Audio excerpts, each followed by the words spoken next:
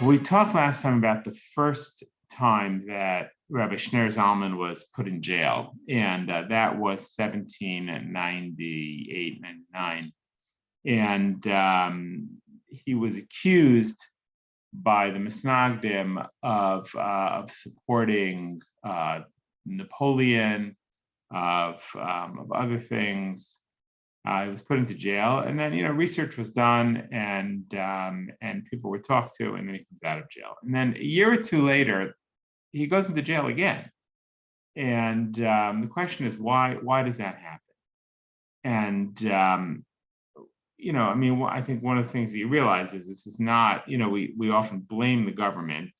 We sort of imagine that it's anti-Semitic government, but what we'll see is it's very much the product of Jews arguing with each other. That's really why he ends up in jail. There's this, and it does get politicized. In other words, the country, there's not separation of church and state. The country oversees religious life in a sense. I mean, it seems to leave. We're talking about White Russia, we're talking about St. Petersburg. The Tsar seems to leave the Jewish community kind of independent, but on the other hand, there are rules. There were a lot of secret societies at this time. There were other things going on. There's, at what point is the government or the Tsar afraid someone's trying to overthrow the government? So there's a kind of wariness of things outside the mainstream, and you could imagine that in Vilna the Jews are fighting with each other tooth and nail. Somebody has a political connection. What happens, right? They're going to go to a political leader and they're going to say, hey, can you help us in our battle against these bad guys? Right? I mean, that's how things go, especially in a world where church and state are really mixed together. And Tsar, can do what he wants, and there seems to be an investment on the part of the Tsar not to have religions that are just independent, that are popping up, that are not grounded. And again, I think it's a fear. There were some secret groups, the Illuminati and others, that are, sort of feared at this time. How much of that is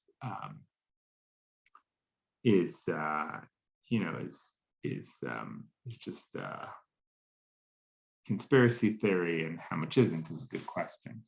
So the second time that Rabbi Schneur Zalman is put in jail, it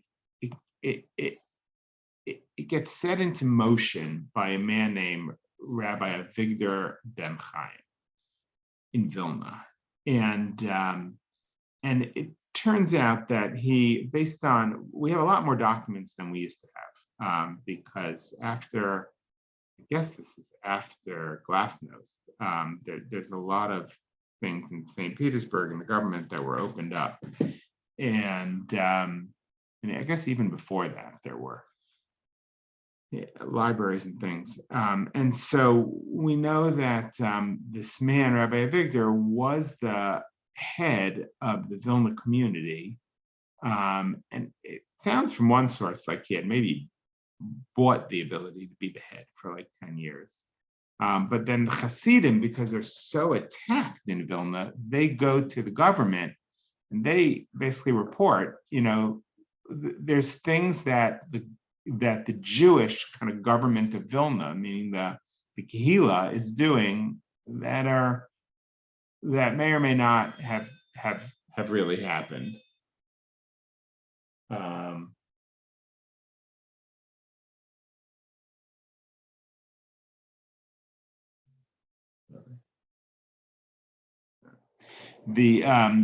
There's a report that the Chassidim send to the local magistrate that the Vilna Jewish community is miscounting the heads because they have to pay a head tax to the government. So things like that.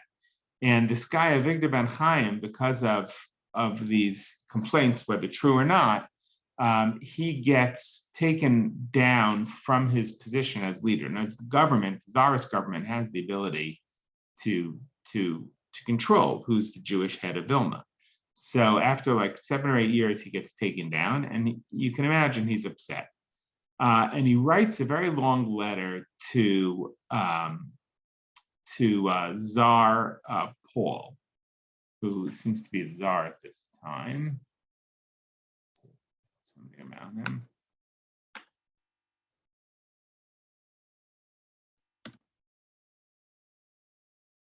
This is Paul II, I think.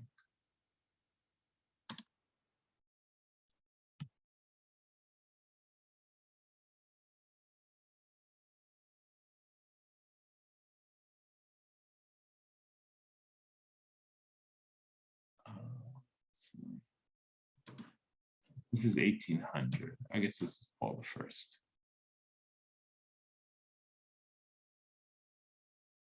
Like he was eventually murdered. He was assassinated. He was the son of Catherine the Great and Peter III. And he's a Romanov. And there's pictures of him on Wikipedia.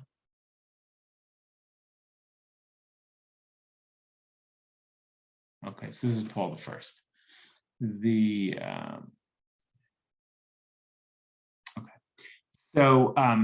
So this Avigdor writes to him. Now, obviously, he's not writing in. It doesn't seem he's writing in Russian. It seems it was he had a translator that translated. They all have translators with them. Rabbi Shneur Zalman had one, and because they're speaking Yiddish. And this Avigdor has some kind of translator also. The documents we have are the ones in Russian that were eventually translated to Hebrew. Okay. So he writes. He sends it through a sort of more local magistrate. This is the 23rd of April, 1800. There's a kind of introductory letter that you can see here, which basically just praising the Tsar. Then he kind of writes very generally, and then he starts to sort of cast the Chasidim as he first accuses the Chasidim of being followers of Shabtai Tzvi. Now, this is 150 years after Shabtai Tzvi, right? Shabtai Tzvi was now, so you have to sort of ask yourself, what's going on? Like, why is Tsar Paul going to care whether the Chasidim are followers of Shabtai Tzvi? Now, it seems to have something to do with the idea that Shabtai Tzvi was Turkish. And therefore it kind of,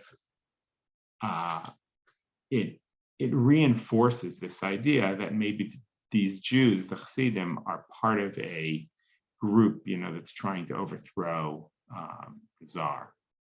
Eventually, the Tsar, I guess the Tsar was assassinated. I'm not sure by who. Okay, let's see. A lot of this is sort of flowery introduction and praises of the Tsar.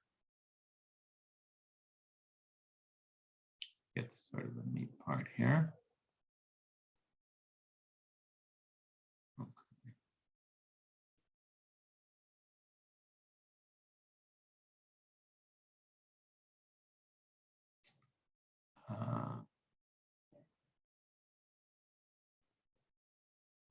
Where does he accuse him of being a follower of Shabtai Tzvi?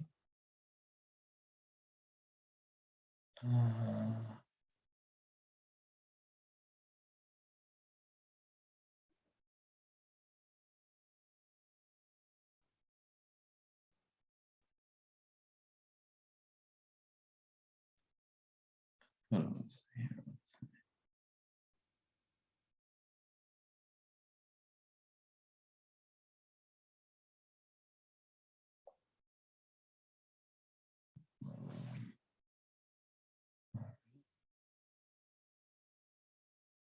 There we go. Oh, here it is. Okay. It says Ad Hayom, until today, Avru Mea Ushloshim Shana. It's been 130 years. Me'az Shekam Ba'am HaYehudim Tachas Shilton HaSultan HaTurkey, since there arose up among the Jews. It's been 130 years, right? Shabtai Tzvi becomes a Muslim in 1666. So it's been 130 years since the Jews, since there was established among the Jews under the Turkish Sultan, a man named Shabtai Tzvi. So I don't know what Russia's situation with Turkey is at this moment, but I'm guessing it's not so good.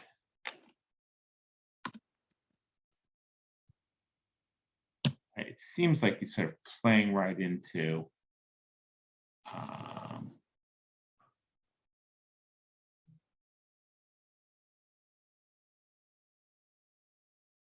there were definitely conflicts between them. Right, there were Russian-Turkish wars, and Catherine the Great was involved in them, and in the early 19th century also. So there's something going on. No, it's not a coincidence that he's bringing up Shabtai Tzvi from 130 years ago, and calls him that Shabtai Tzvi arose under the Turkish Sultan.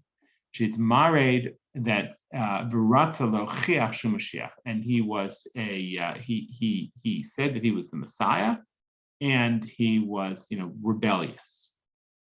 Obviously, the notion of messianism is the idea of revolution. And in his writing, Shabtai Tzvi created these new ideas. And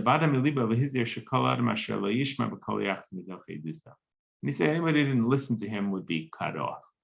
And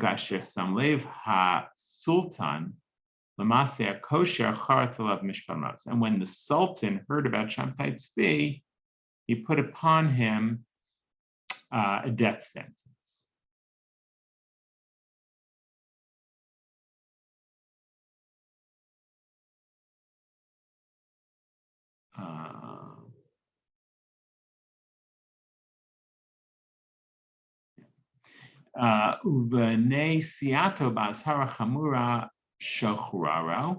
He ended up being freed. Shishim Shana, after 10 years, it kumam eze adam ba'oto mamlacha v'rat l'chiach shunibra umashach v'sa'ata. Tzura doma harbe tomchim asher achagili technozim ashim v'chomer hadin ad hayom avakomishim shana. And then he says somebody else got up after 60 years and tried to reinforce what Shabtai Tzvi said. It may be referring to the Frankists. In the note here, the author's not sure if he's referring to Frankists. Then another 50 years goes by, and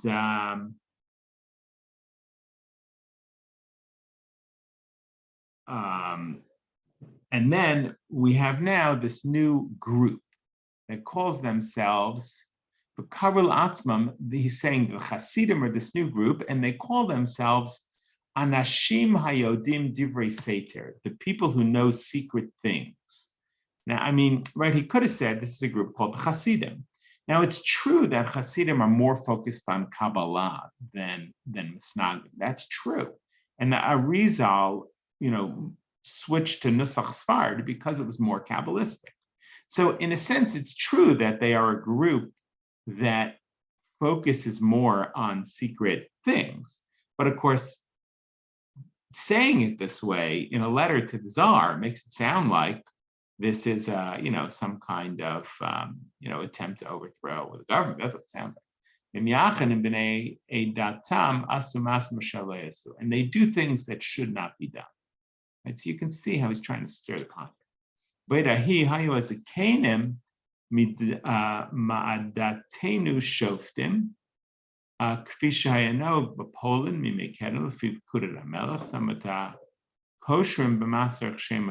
he says He's basically saying, just like the followers of Shabtai Tzvi in Poland were put into jail, we should consider that too. Now remember, he's lost a lot of money, and he's going to complain about that in the letter, this Rabbi Avigdor, because he's lost his position, basically. So there's so many things that are sort of in the pot here. And he says, from the Shabtai Tzvi group, there are 3 people left. Hold on 1 second. Hello? Oh, are they at the door? Yeah, I'm just in the bio teaching. So I'll go over there in 1 minute. Yeah, okay, thank you. Thank you so much. Okay, I have to open the doors for people. But we will we'll continue with, we'll do some more. Have a good day. Thank you. Okay.